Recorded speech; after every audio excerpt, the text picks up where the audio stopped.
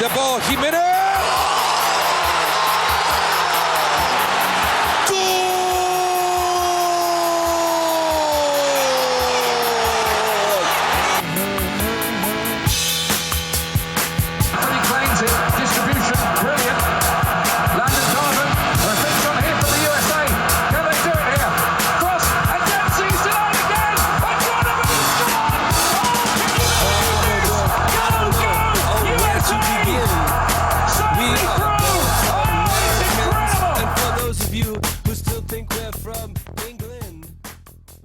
All right, friends, welcome back to the International Players Anthem Soccer Podcast, the absolute best, most professional podcast in the world. And with me, as always, he's got all of your edible arrangements needs covered. It's Mr. Stephen Whiting. Happy Valentine's Day, Stephen. Yeah, I've been working on the Brisket underwear, actually, the last couple days. Early, results not so encouraging. So, it is what it is. I mean, I'm a fan. I'm all about it. I'm going to cover my woman in dead cow carcass and go to town. But, not for everybody. No, I mean, traditionally people like to do dip chocolate or dip fruit in chocolate and, suggestively adorned bananas and, like flowers made out of melons. But you're Whipped going cream. for the whipped cream. You're going for the brisket underoos, and I think that's to be commended. Steven, it's been a long week of soccer. This is really our first full week with just no football, although football dominated the news because of the Michael Sam news.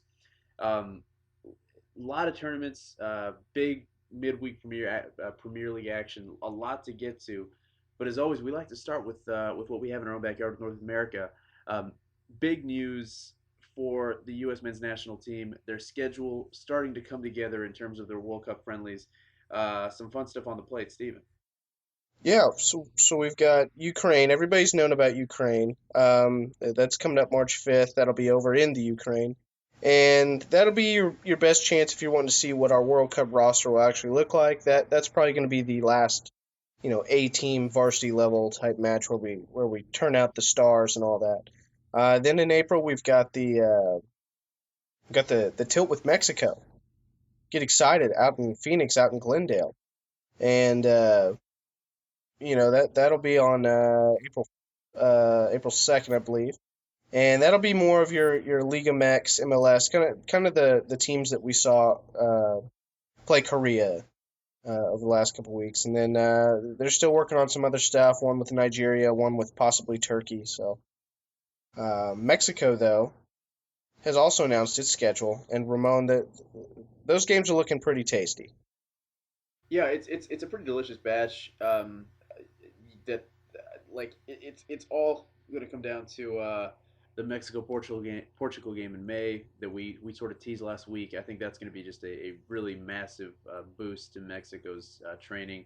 It'll be a great litmus test to see what they got going into June. And so I think the friendly schedule, especially the North American friendly schedule, is gonna offer a lot of fans a lot of chances to see this team on kind of a mini tour for both U.S. and Mexico as they head down to Brazil. But USA-Mexico should be a really fun one.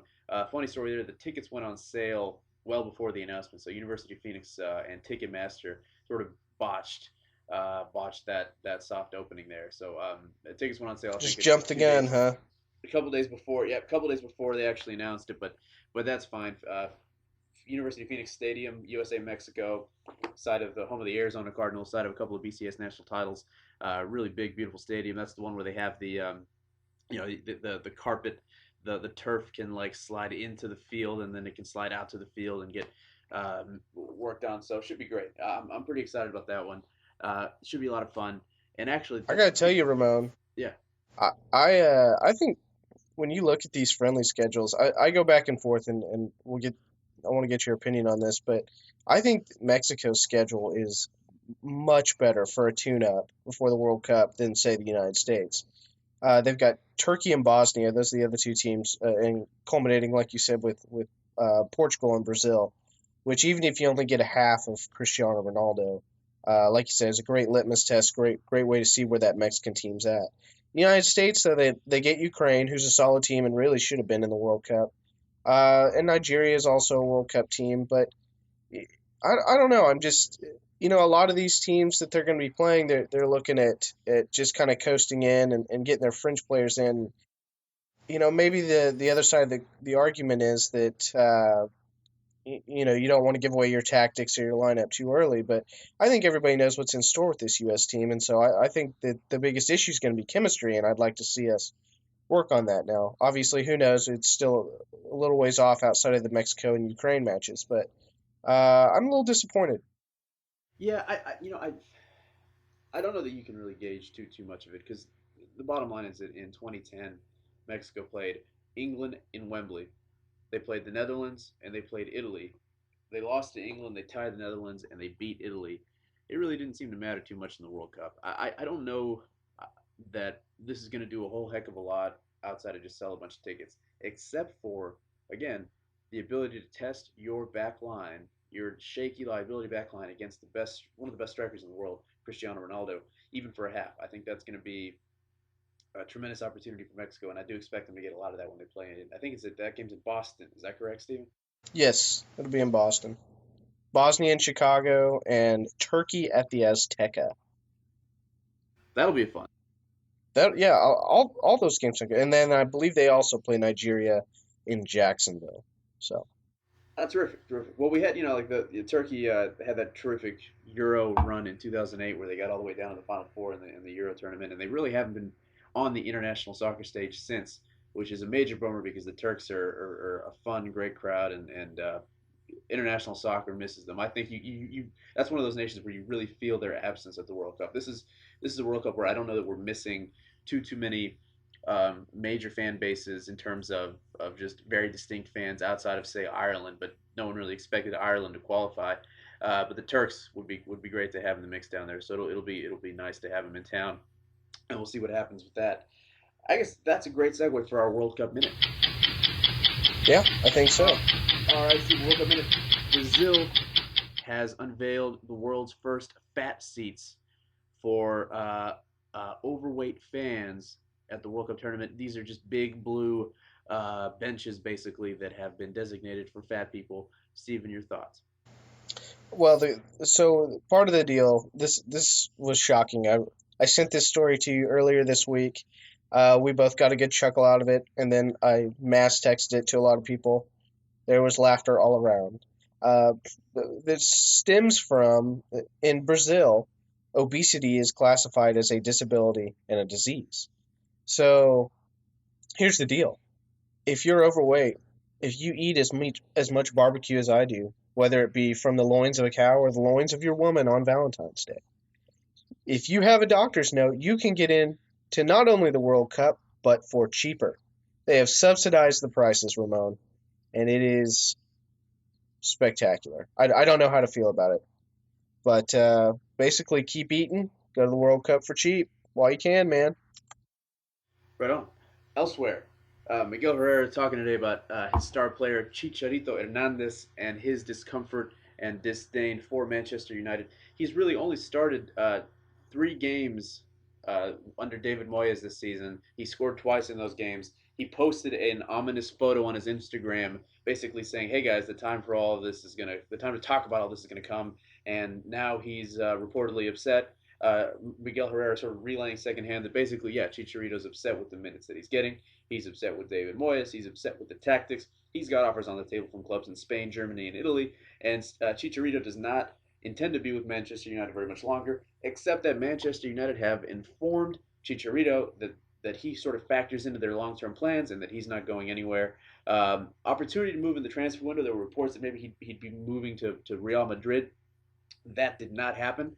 So now Chicharito just sort of stuck in limbo with Man U, and we'll sort of see what happens. And I think, Stephen, that concludes our World Cup minute. I think we actually did it in a minute this time. Wow, yeah, that's there's a first for everything. Pretty fantastic. And I think part of the reason why we wanted to clear a little bit of real estate here for our podcast is because it really was just a long, dense week of very important soccer at the club level. And Stephen and I watched a lot of that. It is a great week for college hoops. It was a great week for soccer, and obviously a great week for the Olympics. Um, I suppose we'll start with the English Premier League and all of the madness that just happened there. The headlining match of the week was Manchester United going to London, playing Arsenal. Really kind of it was a scoreless draw, which was a massive disappointment to anyone that made kind of a lunch hour appointment out of it. However, good reasons for that. Manchester United really had a they played in their blue kits. They they held form. Their goalkeeper was spectacular. They had a couple of decent chances that they had a couple of great crosses that Wayne Rooney could do nothing with. Um, I guess maybe the real story there is the weather in England causing 3 games to just sort of be postponed indefinitely. The south of England with dealing with massive flooding, the north of England dealing with insane snow and winter storms, polar vortexes and such. All of the trains to Manchester during the game were completely canceled. So all of the Manchester United fans that came down to London for the game were sort of stuck in London. It was just kind of an ugly game, and really a weird week, really, because Man United, they get a result out of it. Arsenal sort of slips into third place there because they can't get more than a point out of that Man U home game. All the while, Liverpool, a team that just housed Arsenal last week, a team that is just scoring at will, that has the 2 leading scorers in the Premier League with Luis Suarez and Daniel Sturridge. They play at Everton, find themselves down 1-0, equalize quickly. They're down 2-1, equalize quickly. And then it takes a Steven Gerrard stoppage time goal to get him to that 3-2 result. And Fulham, by the way, last place in the Premier League. So basically, you have one of the best team playing the worst team. Almost a disaster for Liverpool, but Liverpool gets those critical 3 points and sort of solidifies its position there in the top 4. Tottenham Hotspur roars. Adebayor scores his 8th goal in 11 matches. Tottenham Hotspur houses Newcastle 4-0. And now Tottenham basically with the most points that they've had at this stage in the season in 10 years, eyeing their first top 4 finish since 2009, but only their second in the last 12 years.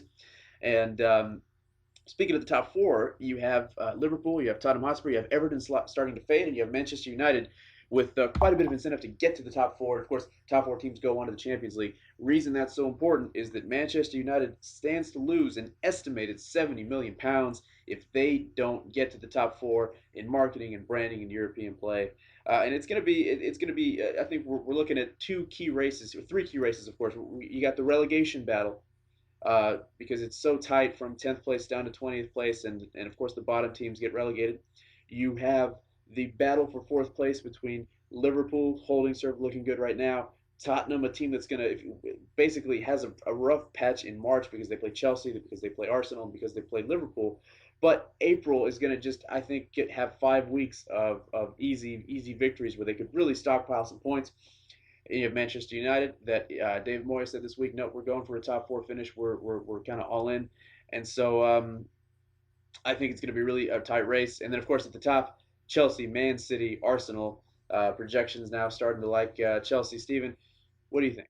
Well, Ramon, I think it's been an interesting week. You look at Manchester United. It's the story of this week is kind of the story of their season. They pummel Fulham with like 86 crosses or something, and still end up losing drawing that game 2-2 last weekend, and then turn around this week, midweek, get Arsenal, a team they beat earlier this year.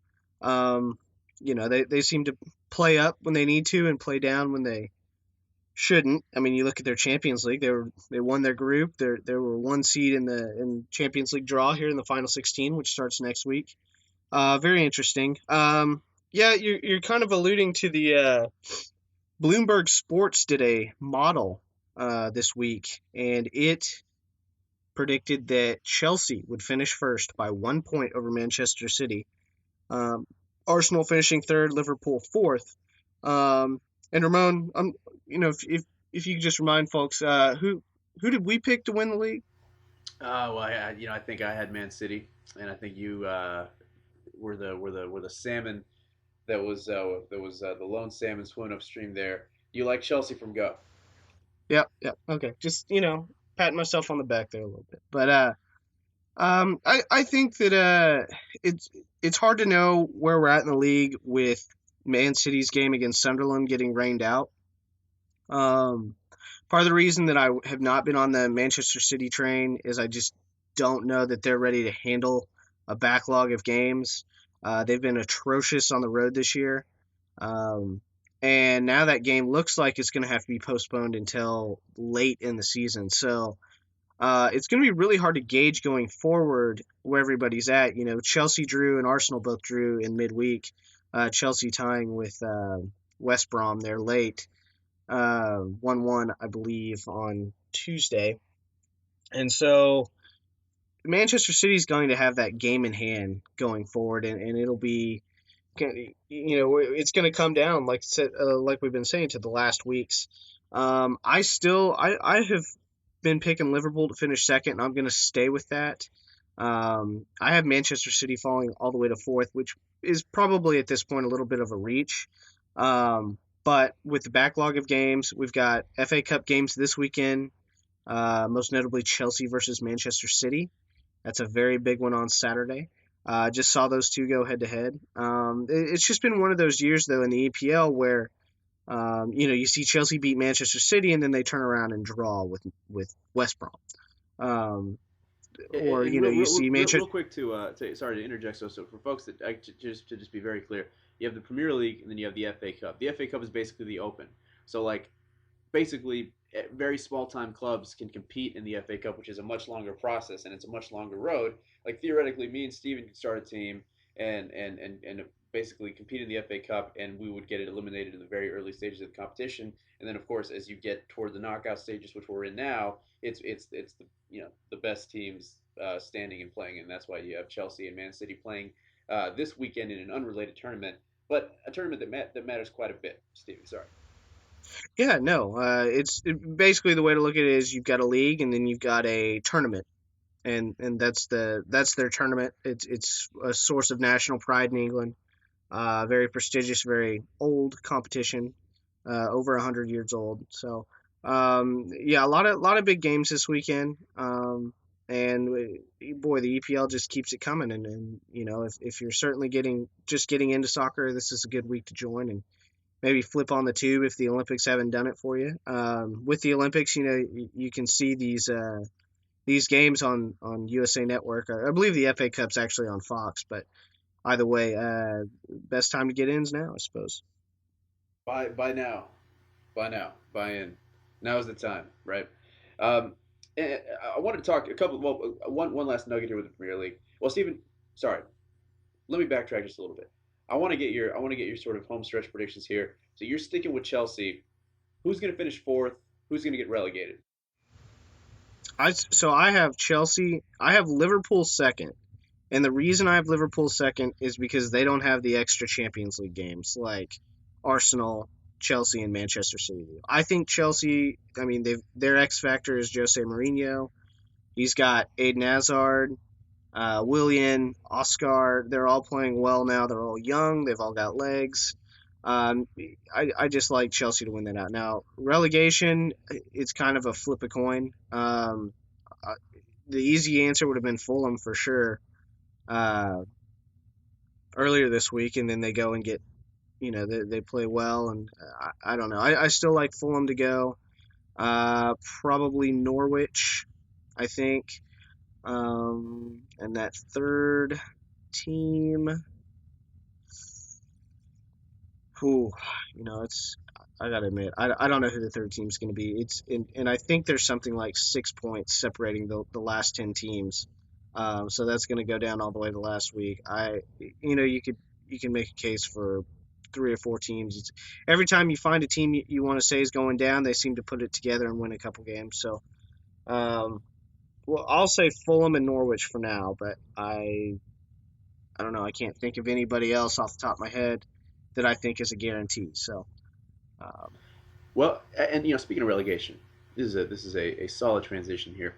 Now, Stephen, you wrote a really terrific piece for us back in August called "Every Rose Has Its Thorn," and it was about your beloved Leeds United squad, a team that you randomly picked in 2002 because of a video game, and followed for the last decade as they completely deteriorated from basically Champions League semifinalist. the highs to the lows. Now, obviously, we can't expect our readers to go back and archive that story. So if you could give us the 3 minute version of that story, plus what happened this week with your Okay. beloved old flame Leeds United. Yeah, it's been rough. So the gist of the story was I can't take this anymore. Kind of this abusive relationship type deal where you've got a partner that when things first started were great and then went through some tough times, but there was some understanding there, and it's just continually gotten worse and worse. And one of those things where it's like you just feel like it doesn't matter how hard you care or work that things aren't gonna work out for you. And so um, Leeds United was in 2002 a Champions League semifinalist, made the Final Four of Europe's premier tournament competition. But they made a lot of risky decisions. The serious financial issues followed. Basically, they banked on getting TV money, finished one or two spots outside of that, and then it started this nasty drop. Kind of like what we had Dave McIntyre on a couple of weeks ago talking about Yeoviltown and the culture of the championship, which is actually where Leeds United is now. But this culture of let's take some big risks and basically take on debt and hope we can pay it off with basically the fruits of our successes. It's a common problem in not only Europe but across the world. I mean, there are plenty of American sports franchises that do this. It's not to the same effect that they do in Europe, but um, so long story short, insane crisis. Leeds falls all the way from the Premiership to League Two, has to work its way back up, and it really has been toiling in the championship for the last 3 or 4 years now. And so the story I wrote was about their ownership issues and all of that. And this past weekend, or I guess it was 2 weeks ago, the owner of Cagliari, the Italian Serie A club, basically came in, bought a 75% stake of Leeds, and said, hey, Brian McDermott, who's the manager, get out. So they basically fire their coach on Friday, and then the Premier League or the Football Association, the FA in England says, "Whoa, we still got to approve all this and all that, so technically he's not fired." Leeds responds, wins 5-1. Then they go out and win again in midweek, and then this past weekend they lost to Brighton Hove Albion. Had they won, it would have put them into the promotion spots to come up to the Premier League.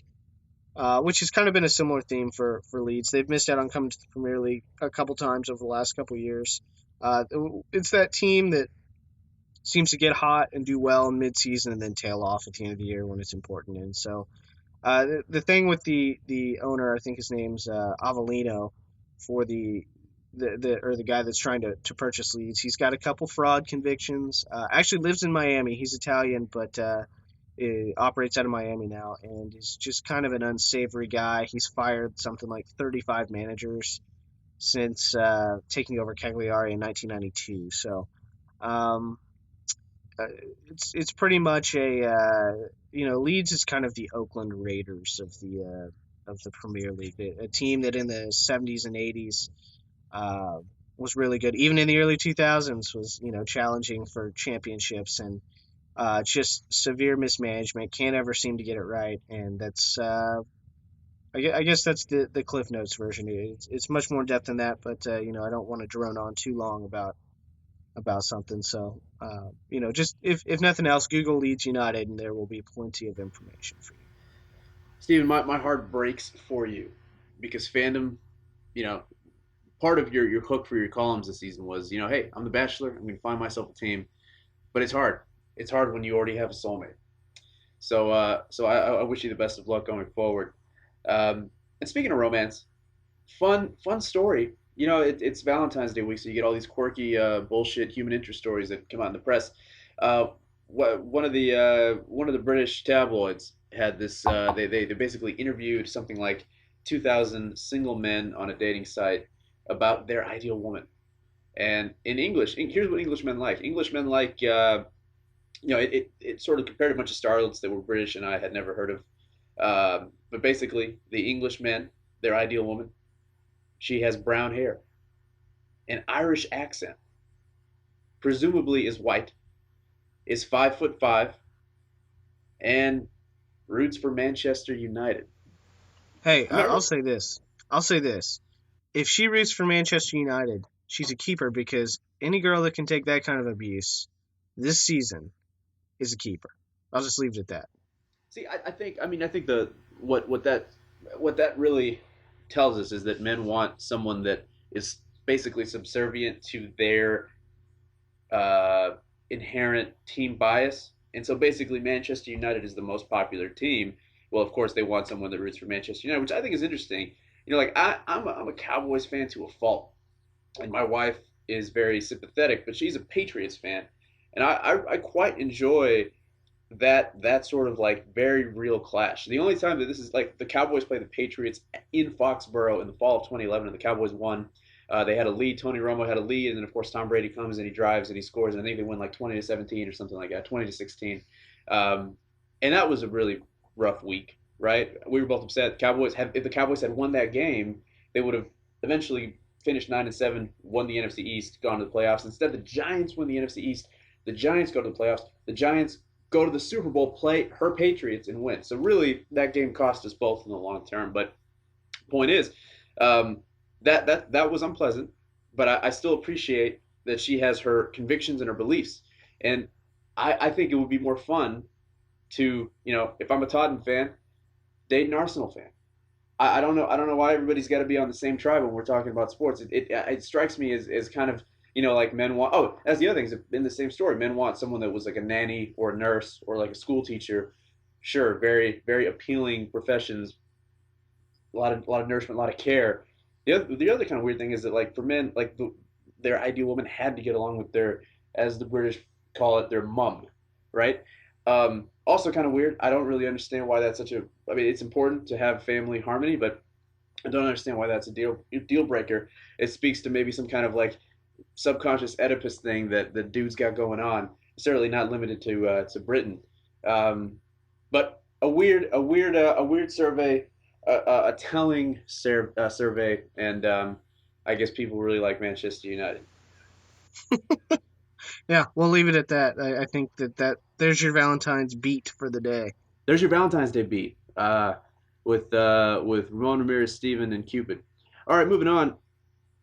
Big week of Europe, of European soccer again. We're gonna breeze through this. Atletico Madrid lost to Real Madrid.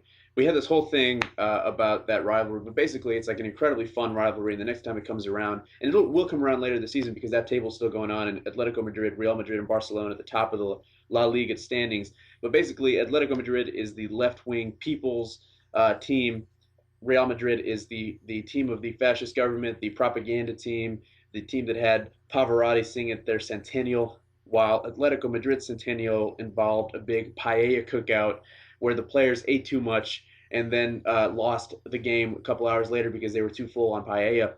Atletico Madrid is basically by a brewery. Real Madrid is like a pristine club. They call themselves the best soccer club in the world. Everybody hates Real Madrid.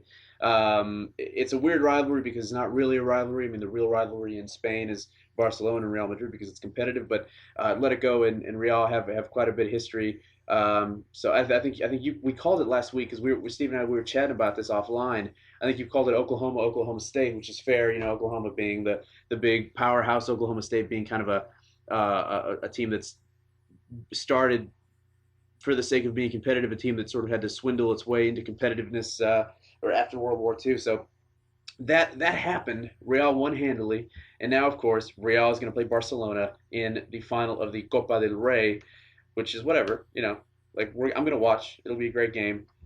I'll be rooting for Barcelona because I like the Catalan team. I think they're everybody likes Barcelona. Inventive, world changing soccer, and you can't help but to root for. Real Madrid, of course, is like the team that vies everybody good. So that's going to happen.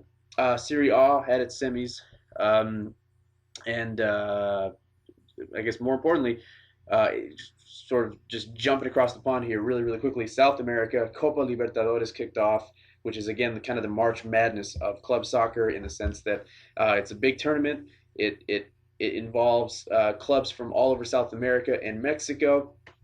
The bigger, better leagues and countries get more bids, just like in March Madness. Then they play each other. So we had a team from Brazil, I think Fiorentina, like a real well. Wait, hold on. Who played from Brazil, Stephen? Flamengo. Flamengo, Florenco. Flamengo played. I think it was either Flamengo or Fluminense, who won their. They basically won Brazil's version of the FA Cup. They kind of backdoored their way, and they're that team that was. They finished 16th in the Brazilian Campeonato last year, but won their conference tournament. If we're going to use the March Madness Yeah, the model. metaphor, and took on Leon in Leon. Took on Leon from Mexico in Leon. So Leon wins 2-1. Position themselves nicely. Probably the best hope of Mexico to have a deep run in this tournament, and that's just basically hot and cooking. What I recommend doing is just go and tab yourself the Wikipedia page for the 2014 Copa Libertadores. Just sort of keep tabs on it, to use a terrible pun, and just stream the hell out of it, because that's on Fox Deportes. That's on like Spanish language sports channels that don't come with your basic sports packages. So you got to have a dish with a deep roster of sports channels to even think about watching it. But you know what? Stream it. Find interesting and creative ways to stream it, because it is worth your time. It is a fun tournament, and my hope is that someday, Fox or ESPN decides to just throw it on television. And I say that because if you think about it, correlating report, Liga MX, Mexican League Soccer, has been routinely outdrawing the English Premier League in the United States. Now, obviously, part of that is because the EPL is at first thing in the morning, and Univision is a channel that every basic cable household has. So, but still, it's been comfortably outdrawing the EPL. And you throw on some Copa Libertadores action on like an ESPN2 on like a Sunday night when nothing else is on. That's going to be a heck of a lot more exciting than the Seattle Sounders playing DC United. Yeah. So Well, Ramon, I think that there are a couple things in play here. I mean, we've talked about this a number of times. The EPL is kind of the media darling of the world soccer stuff, but we don't even consider it the best league in Europe. Germany is probably the best league in Europe right now, followed closely behind by Spain and England, and then Italy, France, etc. And the thing about the Copa Libertadores and South American soccer in general is, especially in Brazil and Argentina, those teams can compete with teams in Europe. There's a lot of talent there. That's where a lot of those European teams go and cherry pick players. Your Tottenham, for example, cherry picked Paulinho from, I believe, Santos. And Neymar came from Santos, who's tearing it up at Barcelona right now. So I think that if you're wanting to really get into soccer and really take it seriously, you cannot discount the Copa Libertadores. Unfortunately, there's just not a whole lot of viewing interest in the United States, and so you're going to have to find some creative ways to see it. But if you're someone who wants to learn about the game and really be an authority, really impress some people when the World Cup comes around with a lot of South American nations this year, that's something you need to check out. We've been talking about Leon a little bit, and you just hit on it. But they've got a midfielder in Carlos Pena, who is going to be one of those aforementioned stars that break out this year at the World Cup, I think, and could see him moving to Europe. And you're going to see, especially with the Brazilian teams, they've got a guy on Cruzeiro who actually is kind of the number one seed. They destroyed everybody in Brazil last year, kind of like Juventus did in Italy, and turn around and go and play a club team in Peru this week and lose 2-1. It is away. It's an away game, and the stadium's at 11,000 feet, so there are certainly some external factors there, but they did lead 1-0 and before it all came unraveled, and so it just like anything, that it's worth a watch, and if you want to expand your horizons, we both highly recommend it. Steven, speaking of watching, it's the weekend. Now, folks, little public service announcement. We can't stress this enough. Saturday morning at 7:30 a.m. Eastern, we have the United States playing Russia in men's ice hockey. You got to watch that, because if you're listening to this, you are presumably an American. You got to watch that. USA #1. It's going to be amazing. The Washington Post has a fantastic profile of Alexander Ovechkin of the Washington Capitals, who was obviously Russian, and all of the pitfalls that he's dealing with. being kind of the face of the Olympics for Russia and all the pressures on Russia. Russia won 5-2 against Slovakia. The United States won 7-1 against Slovenia in group play. So USA Russia Clash of the Titans. It's going to be one of those just you got to watch it. Just make time on your schedule to get up and watch it. But besides that, Stephen, what are you watching this weekend? Well, if I can find the time, it's Manchester City Chelsea for me. It's the top two teams in the league. Both games have been excellent matches this year, 2-1 and 1-0, both going to Chelsea. It doesn't get any better than that for me. Tremendous. Well, it's the best weekend of the season thus far in college hoops. So just basically a feast of just really exciting 40-minute college hoops games. So that's kind of where my heart will be. But there's two games that I'm clearing my schedule for, two Liga Mex tilts. I live in South Austin now, which is where the Mexicans live, and got a lot of great little bars, little cantinas, little corner enclaves. So as much as I love going to the nice kind of trendy hipster bars and watching the EPL, which I adore, I love my people's game. So I'm watching two Liga MX games that I think are going to be really tremendous. The UNAM Punas playing Atlas. That's your team, man. That's your mom's team, right? That's my mom's team. UNAM is the team of the University of Mexico, the Universidad Nacional Autónoma de Mexico, the National Autonomous University of Mexico. It's the largest in Latin America. They kind of in soccer, it's like who can sponsor you. So the Pumas, their history is basically in the 40s. They were sponsored by the university. They were basically an intramural team. It took them like 15 years to get basically allowed into the league, and then of course they sucked. But then of course they got really good, and now they're known for their developmental system. A lot of Mexican international stars, including all-timer Hugo Sanchez and guys like Luis Garcia, like a lot of Jorge Campos, like the famous goalie. A lot of those dudes came up that didn't play for Pumas, but they came up through the Pumas youth system, which is like one of the best in Mexico. Problem with the Pumas is that they don't couple those youth players with new big money guys, and so the Pumas have had a hard time doing much of anything. They had a really great 2007 season, but they've been bad since. But this year they're back. They're in fourth place at the table, and they are hosting Atlas, a team that's just a traditional power in Liga MX, but been up and down this year. The Pumas got a guy named Martin Bravo, who is like a really talented young dude. He's got 6 goals this season in Liga MX. He's the leading scorer in Liga MX. And that game is at 1 Eastern, noon local time, so it's at noon Central on Univision Deportes.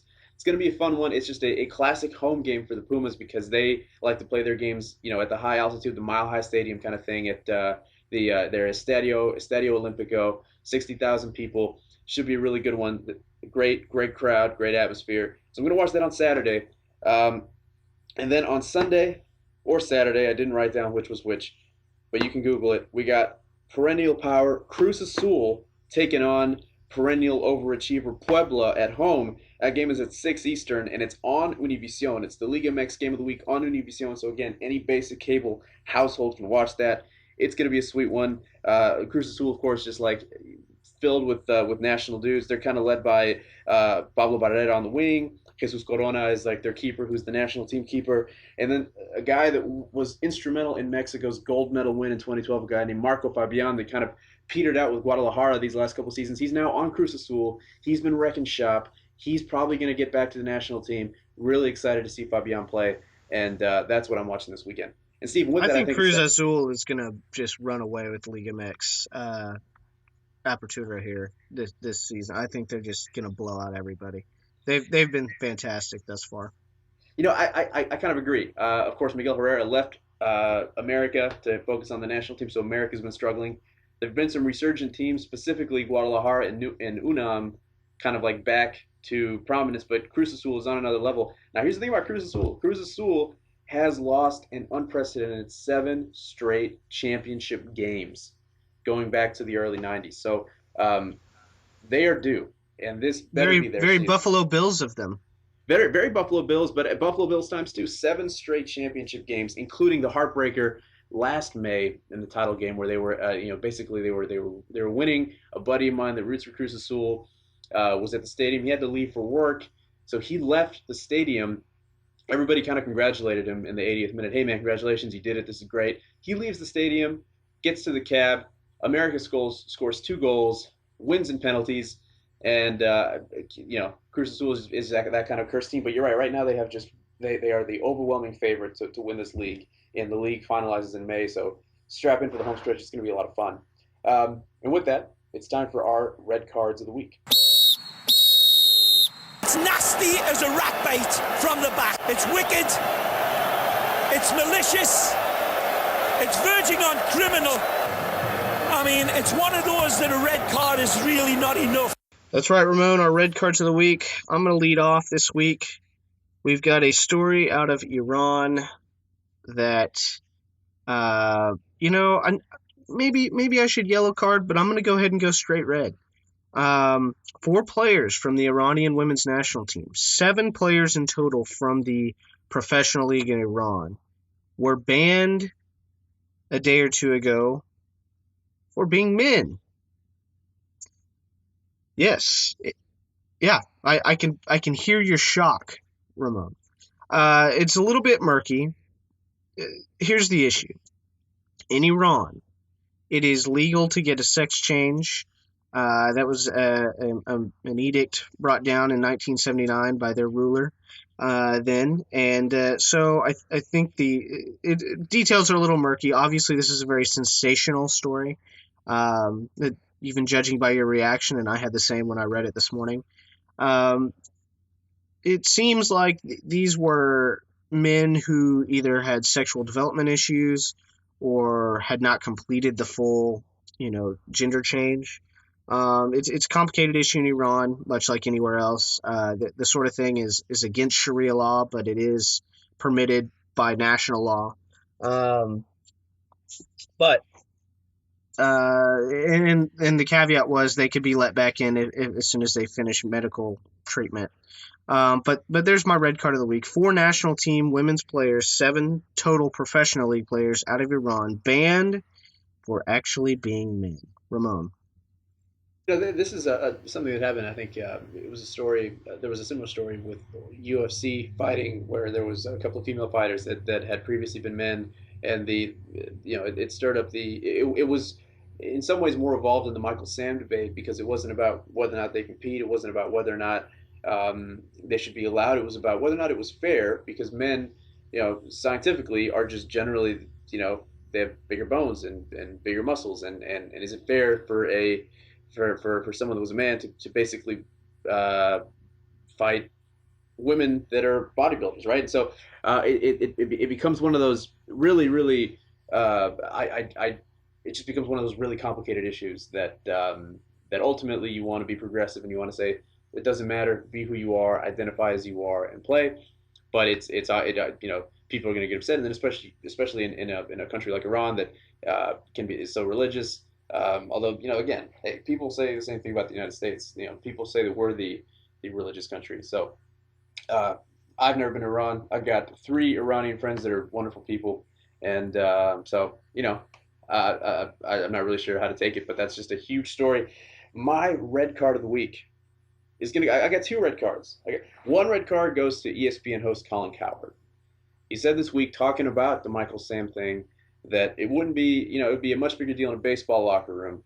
And then he specifically said, because in baseball, you got a lot of Latinos, and he said, and I'm quoting him, Latinos have very rigid beliefs. And then, of course, he said that we're very religious people, that we're very machismo people. But it was a huge blanket statement that overlooks the fact that in Argentina, in Brazil, in Uruguay, gay marriage is a federally recognized legal thing. In large parts of Mexico, it's a legal thing. It's a state's issue in Mexico, but this couples to this prejudice that people have about Latin America, that Latin America can be about 100 years behind in terms of just general government structure, but this notion that the people are somehow backwards and less educated, I think a lot of times overlooks a lot, and those are very dangerous assertions to make. I actually had some friends that traveled to Mexico City, and they had, your basic Facebook update of like, hey, what should we check out? And one of their friends was like, hey, when you go to Mexico City, don't wear shorts. It's not proper to wear shorts in the streets. You got to stay covered up. And I was like, that's ridiculous. That's the dumbest thing that I've ever heard. Mexico City is a 2-hour flight from Dallas. So anyway, didn't like that. But then another red card that I think I'd be remiss to not issue. A red card goes to Time Warner Cable. One, because I couldn't watch my Tottenham game because the NBC Sports Extra Time app is not available on Time Warner, which is disappointing. It's available on every other major carrier. But more importantly, Time Warner merging with Comcast cable to form this demonic hell beast of a cable company, and it's going to be completely hellacious and miserable for us as consumers. Stephen. Yeah, I don't like Comcast. I mean, I don't have to worry about that. In Oklahoma, we have mostly minor cable carriers. Cable One, which you've probably never heard of and shouldn't, because it's kind of like Grande. I mean, it's all right. Grande is kind of the Central Texas version of that. And then we have Cox and of course DirecTV and stuff. I will warn you, go ahead and get excited about Comcast as far as the NBC Sports app, but they will nickel and dime you to death. Our buddy Matt, who we had on a couple months ago to talk about New Zealand in leading up to that, has Comcast, and he began the year with the NBC Sports app, and then they started just deleting channels left and right from his cable plan. So that's the deal with Comcast. They're is like if you watched 30 Rock, they are cable town. They are big corporate penny pinching bastards, and I'll leave it at that. Well, Comcast has about 20 million subscribers. Time Warner has about 10, 11 million subscribers. So we're looking at this major conglomeration, this major merger. They're going to nickel and dime prices. They're going to withhold fees. They're going to, more importantly, it's not even about what's on TV. It's about they're going to be filtering consumer what we can rights. And can't. Yeah, consumer rights, and it's about net neutrality. It's about what we can and can't stream. It's going to be problematic for Netflix because Netflix is considered a big consumer. Because the problem is that a lot of people are just ditching those companies altogether, and you got a lot of people just straight up just going, hey, you know what? I need Wi-Fi, I need Netflix, I got a laptop, I'll be able to watch what I need. So I can't really talk. I don't think either of us are really experts in any of that. We talk soccer. I don't know how we got here, but that's kind of how most of our podcasts work out. Stephen, always a pleasure. Let's go watch some soccer. Let's go get some edible arrangements. All right, sounds good. Brisket for all. Oh, I don't know, where to begin.